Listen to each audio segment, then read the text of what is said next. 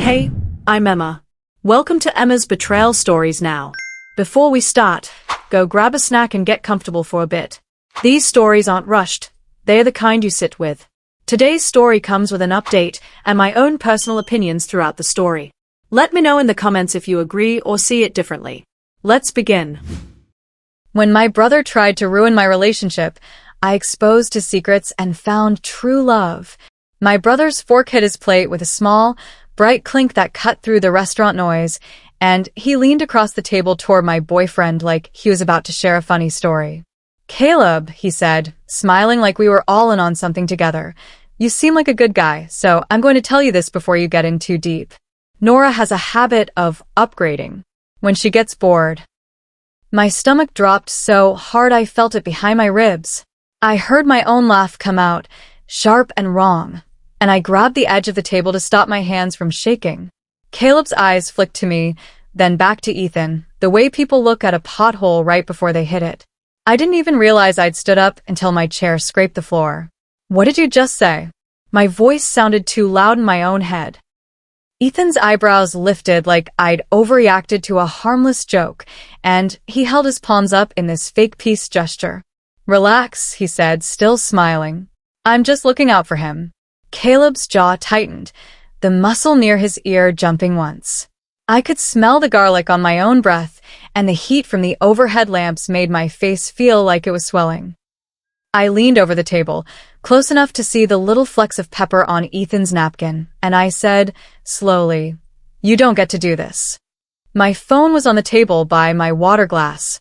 I snatched it, not because I knew what I was looking for, but because my body wanted something solid in my hand. Ethan's gaze darted to the phone, just for a heartbeat, and it was the first real crack in his performance. It was a Thursday night, the kind where the sky stays pale longer than it should, and the city feels like it's holding its breath. We were supposed to be celebrating. Caleb had just signed the lease on a bigger place. 2 bedrooms, a tiny balcony, enough room that we wouldn't be stepping around each other like polite strangers. We weren't engaged, not yet, but we were talking about the future in a way that made my chest feel warm instead of tight. He asked my parents if he could come to dinner, not because he needed their permission for anything, but because he wanted to do it right. My mom picked the restaurant, the same Italian place we went to for birthdays, and my dad insisted Ethan come because, in his words, family is family. I hadn't wanted Ethan there. I'd said it once, carefully, and my mom had done her usual sigh. "He's going through a hard time," she'd said, as if that explained everything Ethan had done for the last 10 years. "Ethan is 2 years older than me. If you ask him, he'll tell you he's protective. If you ask anyone else in my family, they'll tell you he's blunt and misunderstood.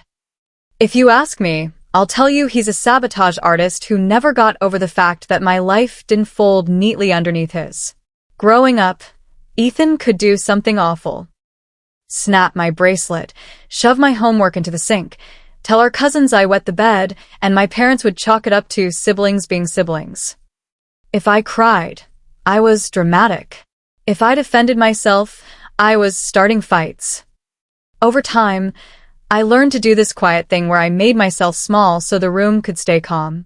Ethan loved that version of me.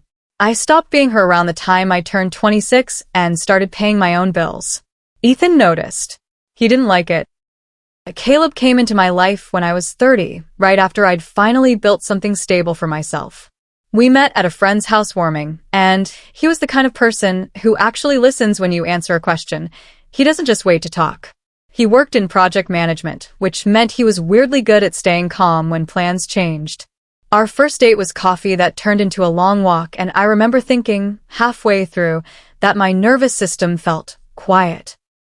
Like it had been braced for years, and didn't know what to do with peace. Ethan met Caleb 2 months in. It was at my parents' place, a Sunday lunch, and Ethan had hovered near Caleb like a mosquito you can't swat. He asked where Caleb went to school, what he made, if he owned his car. Then, with this fake laughing tone, he said, "So you're into my sister, huh? You know she's high maintenance." Caleb smiled politely. I smiled too, the way you smile when you're trying not to create a scene. Later, in the car, Caleb said gently, Your brother doesn't seem to like you. I stared out the window and said, he's just like that. I hated myself for how practiced the sentence sounded. For a while, Ethan's attempts were small. A comment here, a joke there, the classic stuff. Then Ethan's marriage imploded. He showed up at my parents' house with a suitcase and a story where he was the victim, of course. His wife, Mallory, was crazy. She was controlling. She took everything. My mom made him lasagna. My dad set him up in the guest room. Ethan didn't mention the part where he'd been messaging other women, or the part where Mallory had found the receipts and left. I found out later from a mutual friend that Ethan had been running around acting single for months. But in my parents' house, Ethan was suddenly fragile, and that meant everyone had to tiptoe around him. It also meant Ethan needed something to be in control of again.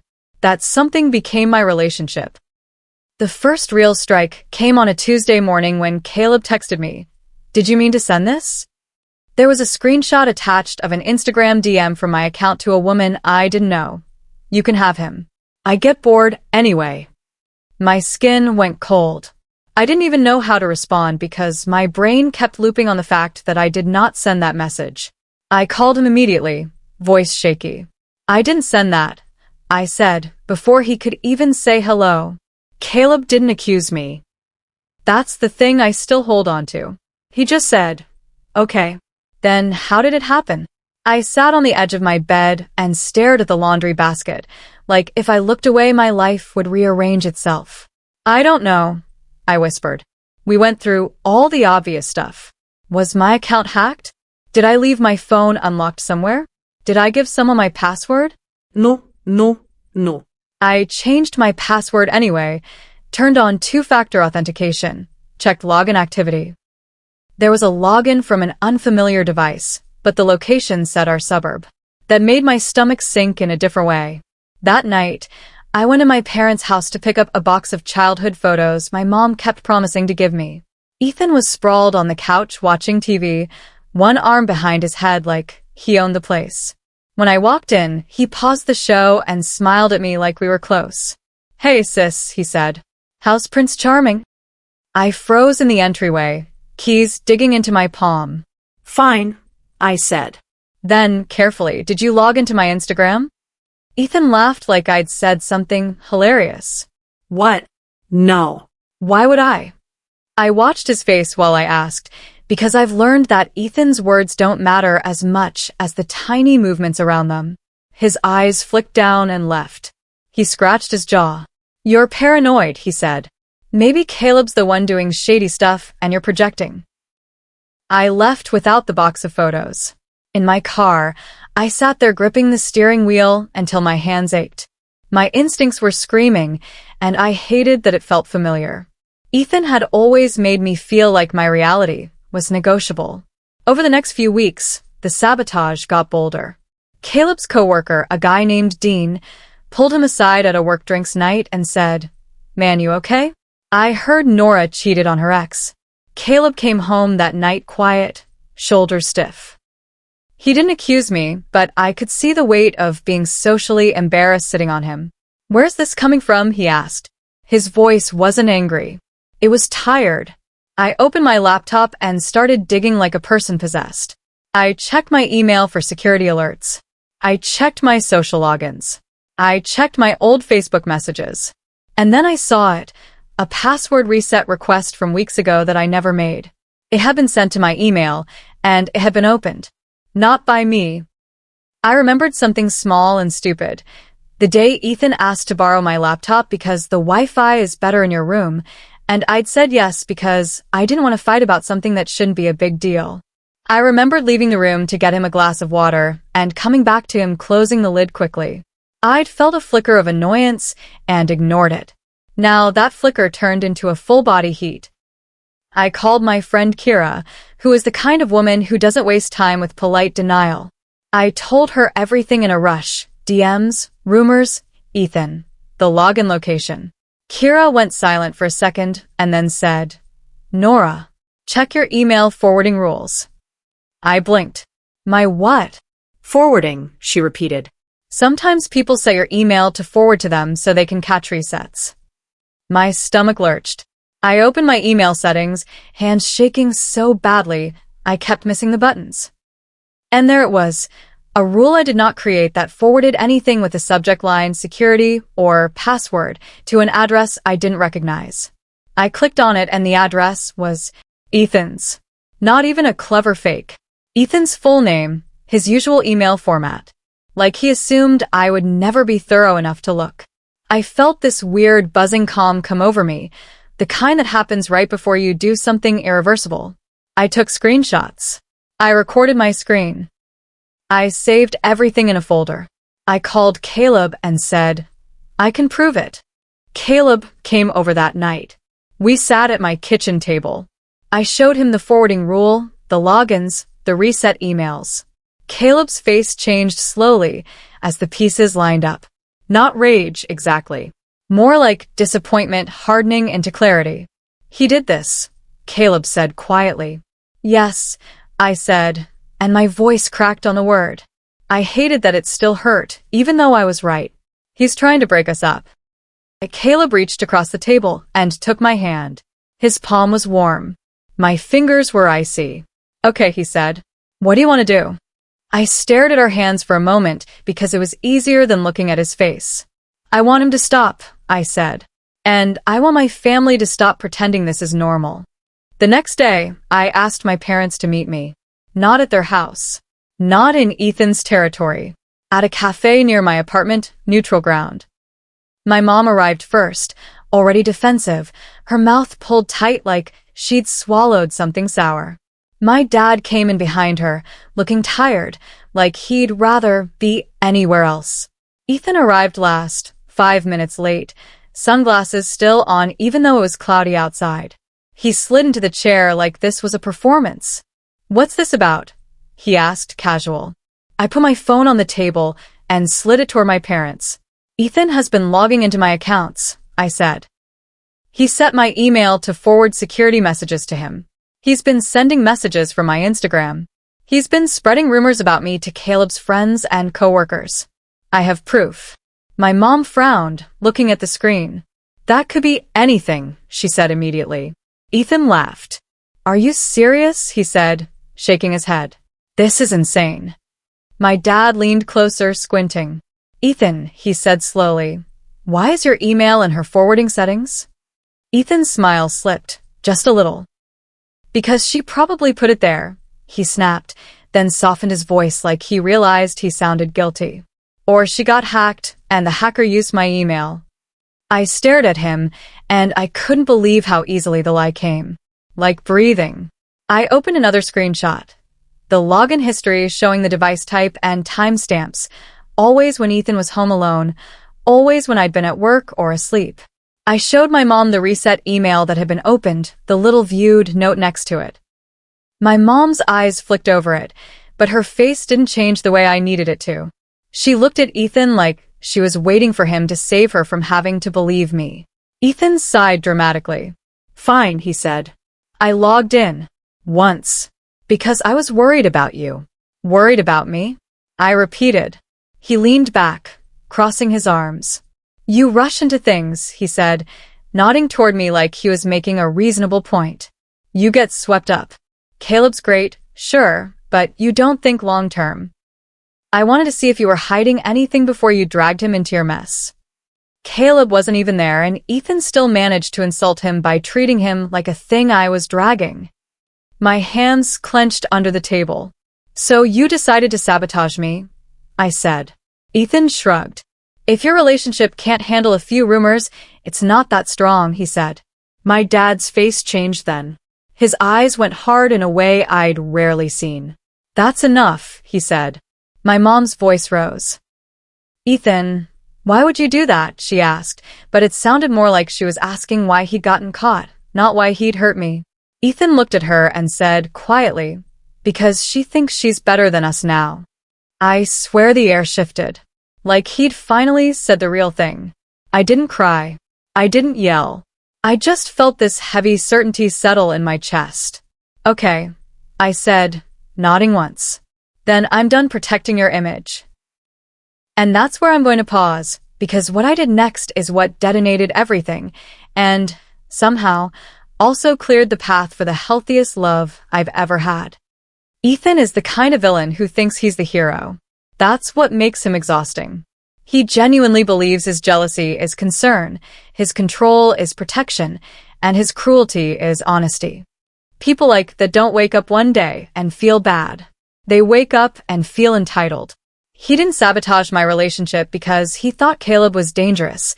He sabotaged it because Caleb was proof that I could be loved without Ethan's permission. My mom is a different kind of problem. She's not malicious in the same way Ethan is, but she's been training herself for years to believe whatever version of reality requires the least confrontation. If she admits Ethan is capable of this, she has to admit she enabled him. That's a painful mirror, and she keeps turning it away. My dad at least has that slow-building anger that looks like a spine arriving late, but arriving. I wish it didn't take Ethan committing a literal digital break-in for my dad to finally say enough, but I'll take it. Caleb, though? Caleb is the rare person who doesn't confuse calmness with weakness. He didn't scream, he didn't accuse, he didn't do that dramatic, pack your things thing people online love. He looked at facts, asked questions, and stayed. That kind of loyalty isn't loud. It's steady. And after growing up in a family where love came with conditions, steady feels like a miracle. Update. So after that cafe meeting, I went home and did something I'd been avoiding for years. I told the truth to everyone at once. Not in a vague post way. Not in a pray for me way. In a receipts way. I made a folder with screenshots. The email forwarding rule to Ethan's address, the login history, the password reset email that had been opened, the fake Instagram DM, and a screenshot of the rumor text that Caleb's coworker's wife had sent me after she realized it was bogus. Just so you know, Ethan told Dean you cheated on your last boyfriend. That's not okay. Then I wrote a message in the family group chat, my parents, my aunts, my cousins, Ethan. I kept it short because if I wrote it long, I knew I'd start sounding like I was pleading. Ethan has been accessing my accounts without permission and sending messages from my social media. He set my email to forward security and password emails to his address. He has been spreading false rumors about me to Caleb's friends and coworkers to break us up. I'm attaching proof. I'm not discussing this further. Do not contact Caleb about me. Do not contact me unless it's an apology or logistics. Then I hit send. My heart was pounding so hard, I could feel it in my throat. I sat on my couch staring at the chat like it was a live bomb. The first response came from my Aunt Renee. Nora, maybe don't air family issues like this. Then my cousin Lila. Wait, what the hell? Then Ethan. You're psychotic. Then my mom. Nora, please stop. That last one made me laugh, and it came out ugly. Please stop was her automatic line. Stop making waves. Stop making us look bad. Stop forcing us to choose. Caleb came over that night and found me sitting on the kitchen floor with my back against the cabinets, phone in my hand like I was holding a hot coal. He crouched beside me, didn't try to take it away, just asked, "What are you feeling?" I tried to answer, and ended up just breathing for a second because the words were stuck behind my teeth. Like I'm 12 again, I said finally. Like I'm about to get in trouble for telling the truth. Caleb's face softened. You're not in trouble, he said. You're done being gaslit. The next morning, Ethan showed up at my apartment. I hadn't told him where I lived when I moved last year, but of course he knew. My mom probably gave it to him, or he looked it up through something. He pounded on my door like he was trying to knock it off the hinges. Nora, he yelled. Open the door. My stomach clenched. I didn't open it. I stood behind it, barefoot on the cold tile, and called Caleb. He answered on the second ring. He's here, I whispered. Caleb said, Don't open. I'm coming. Ethan kept pounding. You think you can humiliate me? He shouted. You think you can ruin my life over some stupid settings? I stayed quiet, phone to my ear, listening to his rage scrape against the door. I could smell my own coffee sitting untouched on the counter. My cat had disappeared under the bed, probably terrified. Then Ethan changed tactics. His voice dropped, suddenly softer, like he remembered how to manipulate. Nora, he said, almost gently, come on. You know mom's crying. Dad's furious. You did that. You wanted this. I pressed my forehead against the door, eyes squeezed shut. The old reflex tried to rise, fix it, smooth it over, apologize to make the noise stop. I hated how automatic it was. I hated how my body still believed Ethan's emotions were my responsibility. When Caleb arrived, he didn't storm up the stairs like some movie hero. He walked up calmly, keys in hand, and he stood beside me on the other side of the door. Ethan heard movement and started up again. "Oh, Caleb's here," Ethan sneered. "Perfect. You want to hear the truth, man? She's doing this because she's embarrassed. She's always been jealous." Caleb opened the door just enough to step into the doorway, keeping his body between Ethan and my apartment. "Ethan," he said, voice even, "you need to leave." Ethan blinked like he wasn't used to someone not reacting emotionally to him. "This is family," he snapped. Caleb didn't flinch. "This is harassment," he said. "You're on camera in the hallway. If you don't leave, I'll call building security." Ethan's face went red. He looked past Caleb at me, like he needed me to participate in the fight. I didn't. I just stood there, hands shaking at my sides, and I said, "Get out." Ethan stared at me like he couldn't compute it. Then he scoffed, turned, and stomped down the stairs, muttering loud enough for us to hear. "Unbelievable. After everything I've done for you." After he left, I sank onto the couch like my legs had been holding me up on borrowed time. Caleb sat beside me and said, "Okay, next step." I didn't want a next step. I wanted my brother to be normal. I wanted my mom to choose me without acting like it was betrayal. I wanted my life to stop feeling like a courtroom. But Ethan wasn't going to stop, and I finally understood that wanting him to stop wasn't enough. I needed boundaries with teeth. So I did two things that felt both terrifying and strangely empowering. First, I filed a police report for unauthorized access to my accounts. Not because I expected Ethan to be handcuffed on the spot, but because I wanted a paper trail. The officer I spoke to didn't act dramatic. He asked for dates, evidence, screenshots. I had all of it. When I emailed the file, my hand shook, but my mind felt clear. Like, this is real. This matters. Second, I went no contact with Ethan. I blocked his number. I blocked his email. I removed him from every social platform. I told my parents I would not attend any event where Ethan was present. My mom called me 10 times in one day after that. When I finally answered, she sounded breathless. "You're tearing the family apart," she said. I sat at my kitchen table and traced the wood grain with my finger, focusing on the small truth of the texture. "No," I said. "Ethan did. I'm just refusing to pretend it didn't happen." There was a pause. Then my mom said, quieter, "He's your brother." "And I'm your daughter," I replied. That sentence hung there like a dropped plate. My dad was the one who surprised me. 2 days later, he came to my apartment alone. No Ethan. No mom. Just him, standing awkwardly in my doorway with his hands in his pockets, like he didn't know what to do with them. "I saw the screenshots," he said. I didn't offer him coffee. I didn't smile. I just waited. My dad swallowed. "I'm sorry," he said, and his voice sounded rough. I should have stopped him years ago. Something in my chest cracked, not in a dramatic sob way, but in a way that felt like pressure releasing. I nodded once because if I spoke I might start crying and I didn't want that to become the whole thing. "I told him to move out," my dad added. I blinked. "You did?" He nodded, looking down at the floor. "Your mother is furious with me," he said. "But I told him he can't stay in our house and treat you like that. And I told him if he wants a relationship with us, he needs to take responsibility." I stared at my dad like I was seeing him clearly for the first time in years. It didn't erase the past. It didn't fix everything. But it was something I'd been starving for, an adult choosing truth over comfort. Ethan moved into a friend's place. He kept posting vague things online about betrayal and loyalty and snakes in your own blood. People still commented support. I stopped looking. I started sleeping again. And Caleb started doing this quiet, consistent thing where he showed me what love looks like when it doesn't come with a trapdoor. He'd text me when he got to work. He'd bring groceries without asking like it was normal.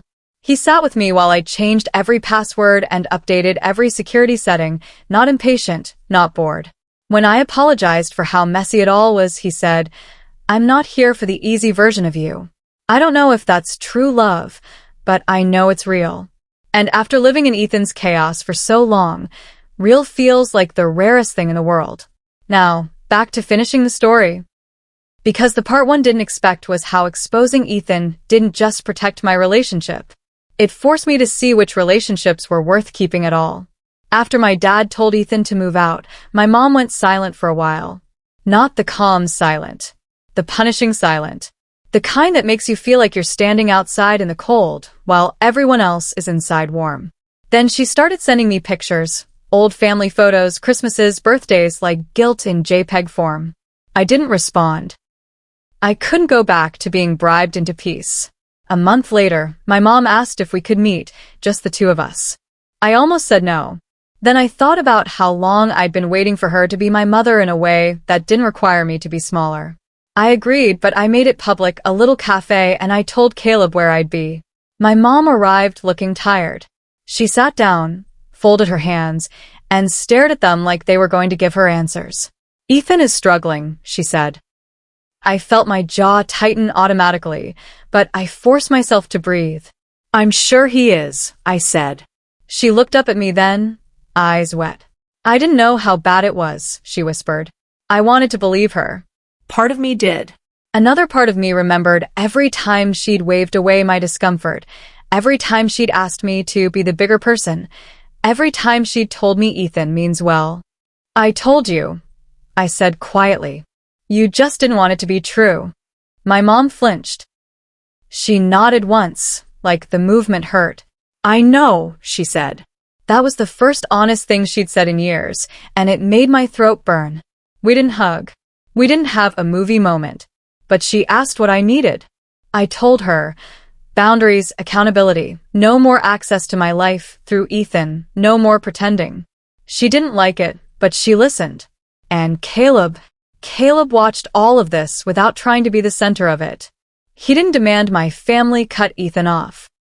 He didn't push me to reconcile. He just kept showing up, steady, like he believed I deserved stability.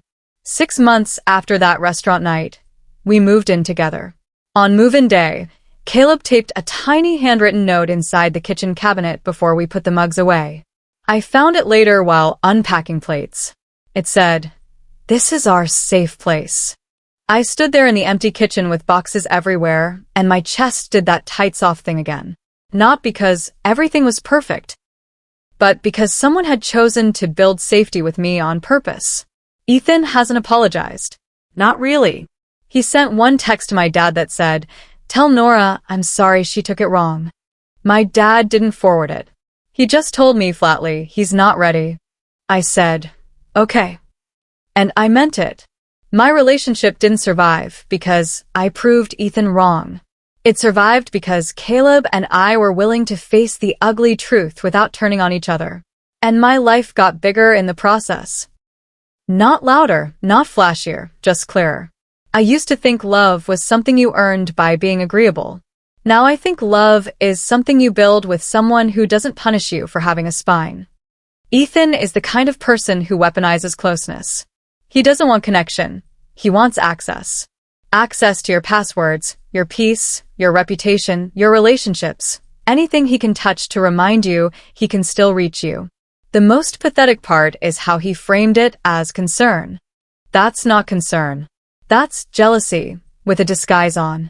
He didn't try to ruin my relationship because he thought Caleb was bad for me. He tried to ruin it because Caleb was good for me, and Ethan couldn't stand the idea of me having a life he couldn't control. And let's be real, Ethan's biggest secret isn't some scandalous crime. It's the fact that he's deeply insecure and refuses to do the humiliating work of becoming better. People like him would rather burn your house down than build their own. When he got caught, he didn't collapse in shame. He got angry that his favorite toy learned how to lock the door. My mom is complicated, but not in an excuse-making way. She's the classic enabler who confuses keeping the family together with keeping the loudest person comfortable. The don't air this out reaction? That's fear. Fear of embarrassment. Fear of admitting she raised a son who hurts people. Fear of looking at her own choices. I don't think she wanted me harmed. I think she wanted peace so badly, she was willing to buy it with my silence. That's still betrayal, just softer.